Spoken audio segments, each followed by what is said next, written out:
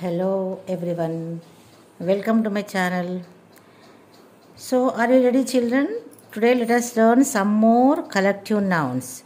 In my previous video I have explained some collective nouns, and today also let us learn some collective nouns. Let us here look at these pictures, then write the names of the correct collective noun under it pictures. See here there are some collective nouns are given here and some pictures are given here. So we have to write the correct name under the correct picture. A herd of cows. Where is the herd of cows? Actually, what is the meaning of herd? This is the collective noun of cows. A herd of cows. This is a herd of cows. Herd of cows means here herd means large number of. తెలుగులో herd అంటే గుంపు. ఇది గుంపుగా ఉన్నటువంటి ఆవులు గుంపు కానివ్వండి, దాన్ని మంద, మన తెలుగులో దాన్ని గుంపు లేదా మంద అని అంటాము. This is collective noun of cows and it is known as herd of cows. Next is a pack of cards. This is a pack of cards. This is a pack of cards. Pack అంటే ఏంది? ఒక కట్ట. మనం దాన్ని తెలుగులో కట్ట అంటాం, కానీ ప్యాక్ అంటే ఇంగ్లీష్లో దాన్ని మంద అంటారు, గుంపు అంటారు. ఓకే, ప్యాక్ అంటే కూడా మంద, గుంపు అని కూడా అంటాం. ఎందుకంటే ప్యాక్ ఆఫ్ కార్డ్సే కాకుండా మనం pack of cattles, pack of wools కూడా అంటాం అన్నట్టు. లాస్ట్ వీడియోలో మనం ప్యాక్ ఆఫ్ ఊల్స్ అంటే తోడేళ్ల మందని కూడా ప్యాక్ ఆఫ్ ఊల్స్ అని అంటాము, అట్లా ఆ విధంగా. So this is pack of cards. Next is a pride of lions. Where are the pride of lions? This is lions. A pride of lions. A pride అంటే ఇక్కడ ప్రైడ్ అన్నా, heard అన్నా, floc అన్నా, స్వామ్ అన్నా మందనే. మంద లేదా గుంపు, మంద లేదా గుంపు. Okay, this is a pride of lions. This is the collective noun of pride of lions అంటే లయన్ యొక్క మంద. Okay, next is a pair of shoes. Where is the pair of shoes? ఇక్కడ ఇది పేర్ ఆఫ్ షూస్. పేర్ అంటే జత. A pair of shoes. Pair of shoes అంటే జత, ఒక జత, రెండు జతలు, మూడు జతలు. Okay, pair of shoes, pair of clothes అట్లా. Next A floc of sheep. ఎక్కడుంది ఏ ఫ్లోక్ ఆఫ్ షీప్? ఇక్కడ. ఇవన్నీ ఫ్లోక్ అంటే మంద. దేని మంద? ఇక్కడ షీప్ అంటే గొర్రెల మంద. గొర్రెల మందని ఇంగ్లీష్లో ఫ్లోక్ ఆఫ్ షీప్స్ అని అంటాం.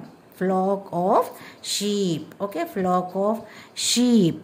Next is a bouquet of flowers. ఇది బొకేట్ కాదు, దీనిది T is silent here. A bouquet of flowers. Bouquet of flowers. Okay, bouquet of flowers అంటే ఒక ఫ్లవర్స్, పువ్వుల యొక్క గుత్తి, ఫ్లవర్స్ యొక్క గుత్తి. ఏ బొకే ఆఫ్ ఫ్లవర్స్ అంటే ఈ ఫ్లవర్స్ యొక్క, పూల యొక్క గుత్తి. ఇది ఒక కలెక్టివ్ నౌన్. ఫ్లవర్స్ యొక్క కలెక్టివ్ నౌన్ ఏంటిది? A bouquet of flowers. Next is a bunch of keys.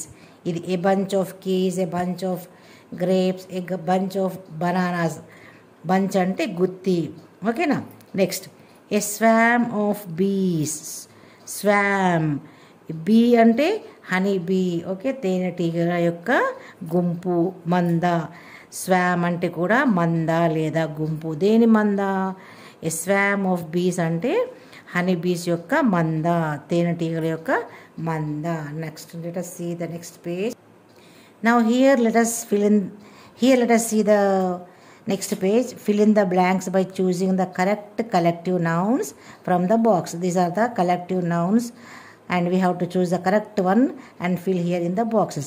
Then identify the proper and common nouns in the sentence. Color them in orange, green and red respectively. First let us see the collective nouns. ఈ యొక్క collective nouns దేనితో జత అవుతుందో let us see. These collective nouns let us match with the noun.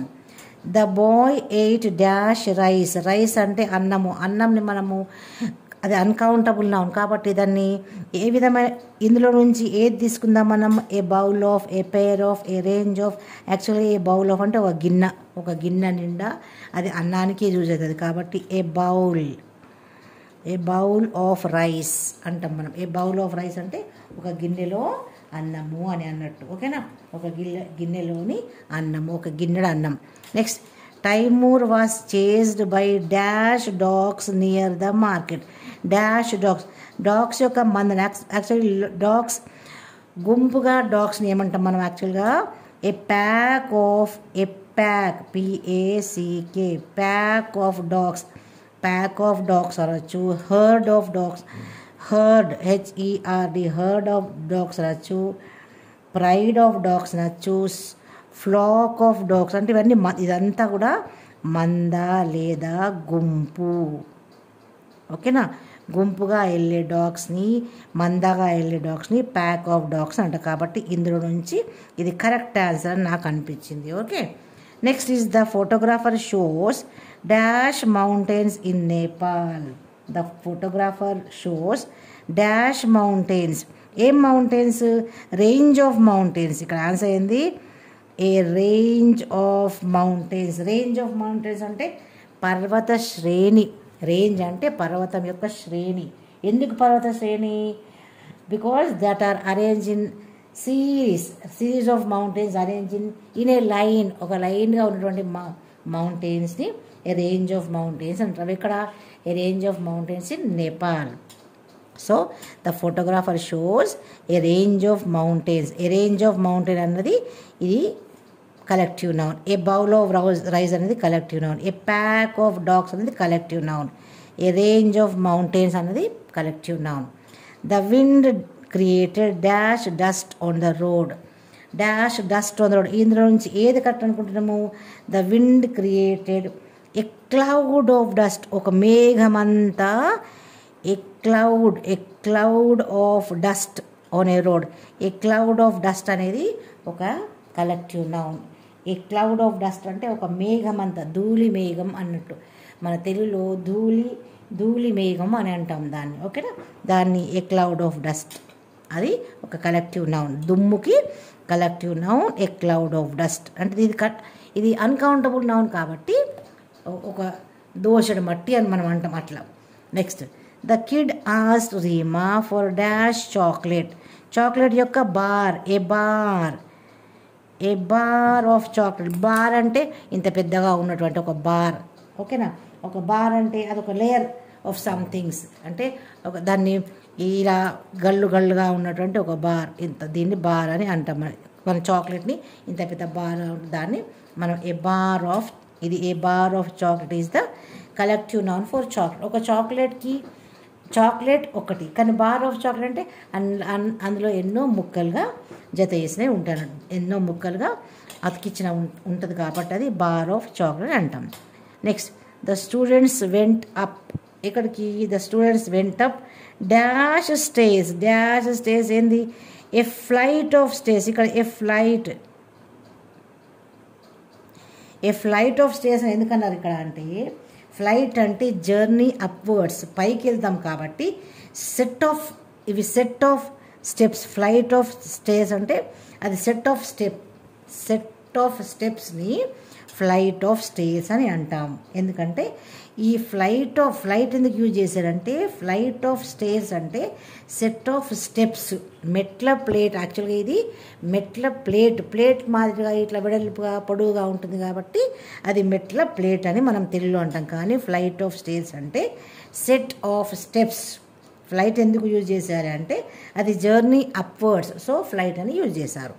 Next, Meena has dash drawers in her room.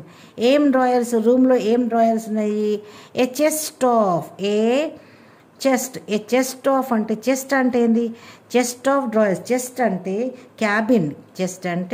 Cabins. మనం తెలుగులో దాన్ని సొరుగు, అరలు, లేకపోతే ఓకేనా, అరలు అంటాం. కాబట్టి a chest of drawers, a chest of ఇలా మనం లాగేస్తాం కదా, chest of drawers in her room. Meena has a chest of drawers అంటే కొన్ని సొరుగులు, కొన్ని అరలు ఉన్నాయి ఆ డ్రాయర్కి అని అర్థం అన్నట్టు. అది కలెక్టివ్ నౌన్ ఏమో. ఎ చెస్ట్ ఆఫ్ డ్రాయర్స్ అనేది collective noun. Next is Ravi wore dash jeans and a shirt. Ravi wore dash ఏం వేసుకున్నాడు రవి? ఎ పేర్ ఆఫ్ అంటే జత. A pair of jeans and a T shirt. A pair అంటే జత, పేర్ అంటే జత. ఏ పేర్ ఆఫ్ జీన్స్ అంటే జత, అంటే రెండు కాళ్ళకి రెండు ఉంటాయి కాబట్టి దాన్ని మనం పేర్ ఆఫ్ జీన్స్ అని అంటాం. ఏ పేర్ ఆఫ్ జీన్స్ అనేది ఒక collective noun for jeans. Okay, hope you understood. Please practice more and more. Please share, subscribe my channel, like, share and subscribe my channel. Thank you for watching my video. Bye. See you in the next video.